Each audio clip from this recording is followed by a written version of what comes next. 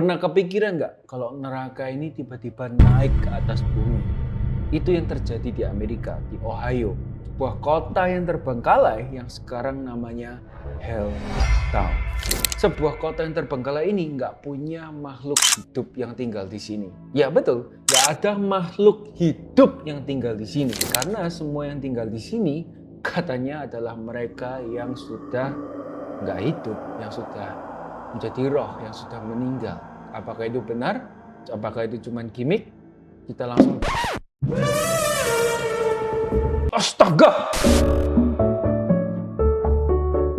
Apakah itu benar? Apakah itu cuma gimmick? Kita telusuri langsung di episode Stripes After Dark.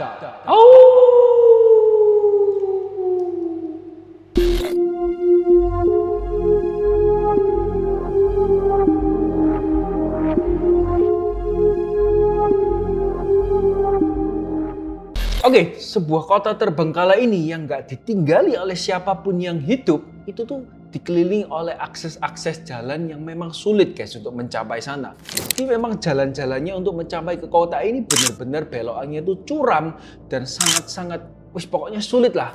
Dan di sana tuh banyak sekali kecelakaan-kecelakaan yang terjadi di jalan-jalan yang mengelilingi kota tersebut. Dan katanya memang dibuat sulit seperti itu supaya nggak banyak orang yang bisa masuk ke kota tersebut guys. Nah, salah satu gedung paling ikonik di Helltown ini adalah sebuah gereja putih yang sederhana dan simple yang ada di tengah kota ini.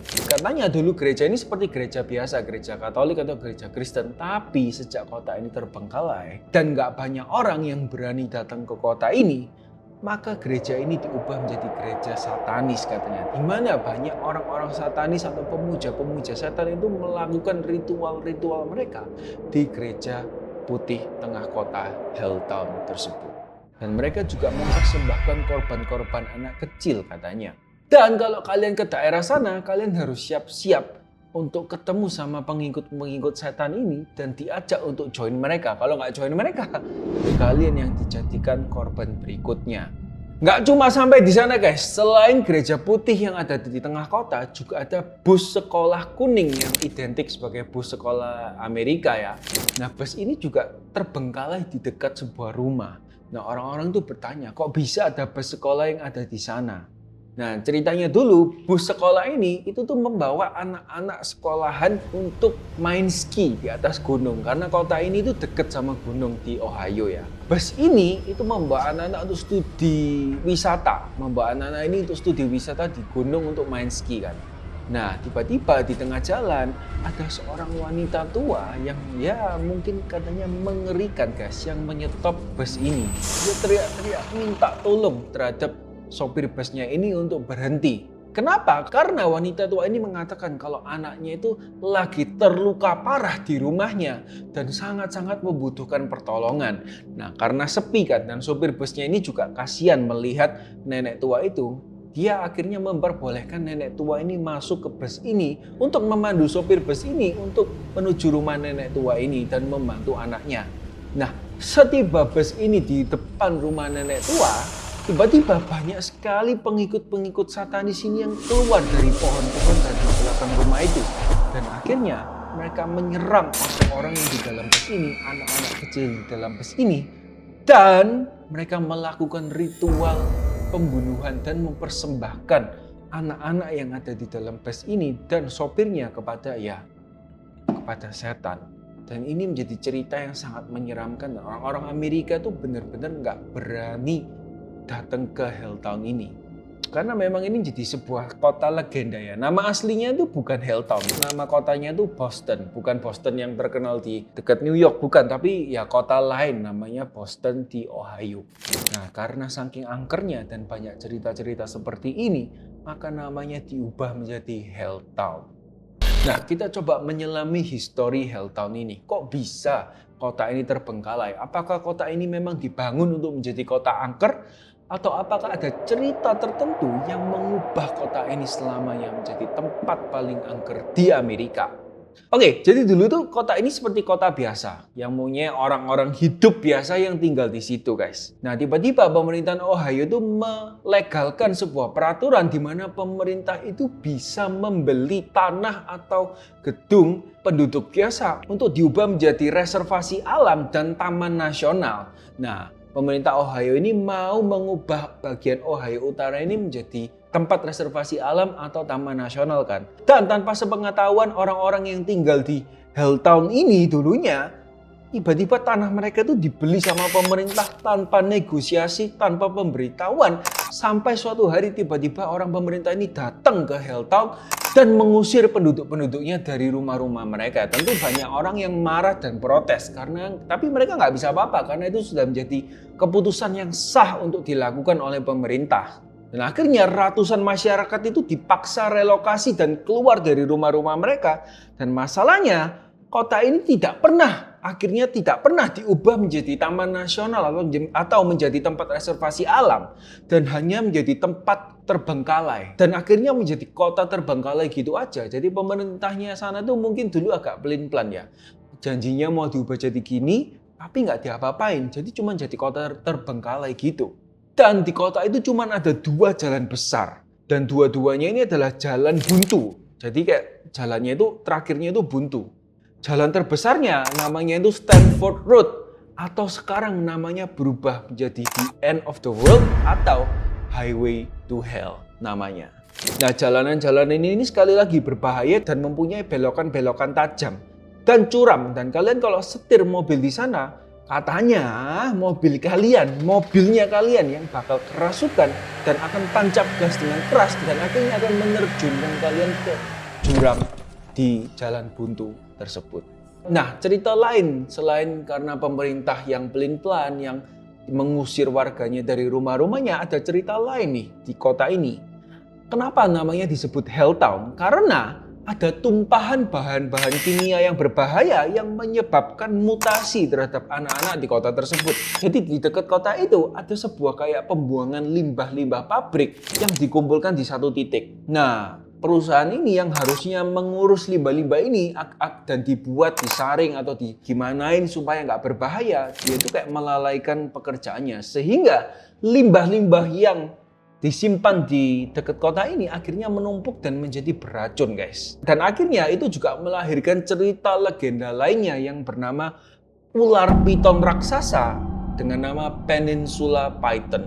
Tapi benar atau enggak tentang piton atau mutasi anak-anak kecil, tapi yang pasti terjadi memang ada ketumpahan bahan-bahan kimia di dekat kota ini. Karena tercatat oleh sejarah, kayak orang-orang yang berusaha mendekat ke tempat pembuangan limbah itu, maka mereka akan memiliki gejala-gejala seperti sakit kepala, muntah-muntah, ruam-ruam merah di kulit mereka, dan setelah diselidiki, emang benar tempat limbah itu beracun dan berbahaya. Makanya orang-orang sekota ini di Helltown itu akhirnya dievakuasi sama pemerintah. Itu cerita versi 2-nya.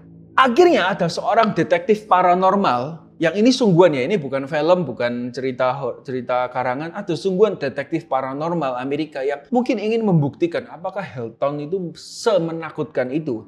Nah, akhirnya dia memberanikan diri untuk masuk ke Helltown.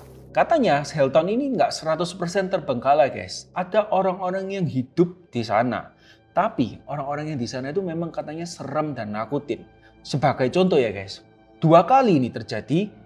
Ketika dia kembali ke mobilnya di pukul 2:30 pagi, dia melihat ada sekerumunan orang yang memakai baju hitam-hitam, serba hitam, mengerumuni mobilnya dan berusaha melihat ke dalam mobilnya dengan ya kayak ngelihat dari kaca-kaca mobil gitu, kayak mengelilingi mobilnya. Dan ketika dia kayak manggil, "Woi!" atau "Woi, siapa?" atau ngapain, orang-orang berbaju hitam ini langsung lari menyebar masuk ke hutan-hutan dan bersembunyi dan akhirnya hilang.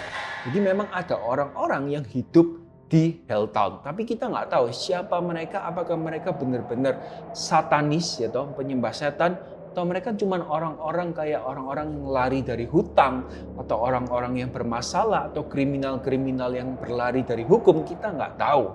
Dan dia juga mengecek gedung gereja yang katanya menjadi salah satu lokasi yang unik dan bersejarah di kota tersebut, yang gedung putih di tengah kota itu kan.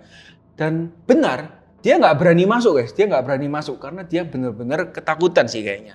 Dan dilihat dari depan, gerejanya itu, lambang salibnya itu bukan nggak lurus lagi. Lambang salibnya itu sudah kebalik.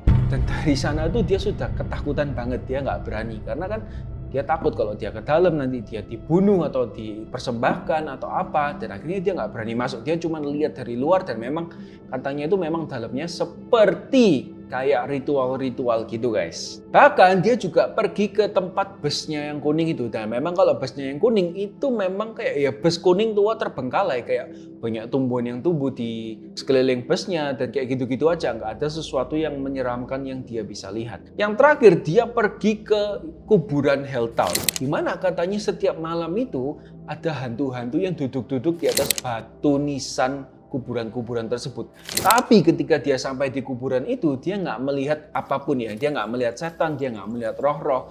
Tapi yang dia rasakan, yang dia dengar adalah seperti kayak seperti erangan binatang buas yang kayak gitu loh. Dan itu tuh membuat dia kayak sudah cukup ketakutan. Dan akhirnya dia lari balik ke mobil dan pulang. Akhirnya dia selamat tanpa terjadi apapun dari Helltown. Oke, menurut kalian gimana guys? Kalian percaya nggak Helltown ini sebuah kota yang benar-benar angker, yang benar-benar dipakai oleh sekelompok satanis untuk melakukan ritual-ritual mereka di gereja itu? Atau ini cuma gimmick-gimmick orang Amerika doang? Ya cuman sebuah kota yang terbengkalai yang nggak ditempati, yang mungkin yang nempati juga orang-orang yang gelandangan, yang homeless, yang nggak punya rumah, yang mungkin ketergantungan narkoba, kecanduan, dikejar utang, dikejar polisi, dan lain-lain. Dan akhirnya mereka bersembunyi dan berkumpul di Helltown ini. Karena kan nggak banyak orang yang berani datang ke Helltown dan mengunjungi mereka kan. Menurut kalian gimana? Ini angker atau ini cuman gimmick? Oke, mungkin sampai situ saja episode kali ini. Di kota paling angker di Amerika. Kalau kalian suka sama episode-episode seperti ini, cerita-cerita seperti ini, kalian bisa komen atau kalian bisa komen deh cerita-cerita personal kalian, cerita-cerita supernatural kalian di kolom komentar. Mungkin kita bisa bahas atau kita bisa riset, atau mungkin kalian punya pengalaman supernatural, kalian berdomisili di Surabaya dan mau kita ajak untuk podcast atau kita ajak untuk interview bareng guys. Kalian bisa komen dan kita akan bicara lebih lanjut untuk mengundang kalian atau enggak. Oke, jangan lupa like, comment, share, and subscribe di Stripes After Dark and see you on the next episode. Oh.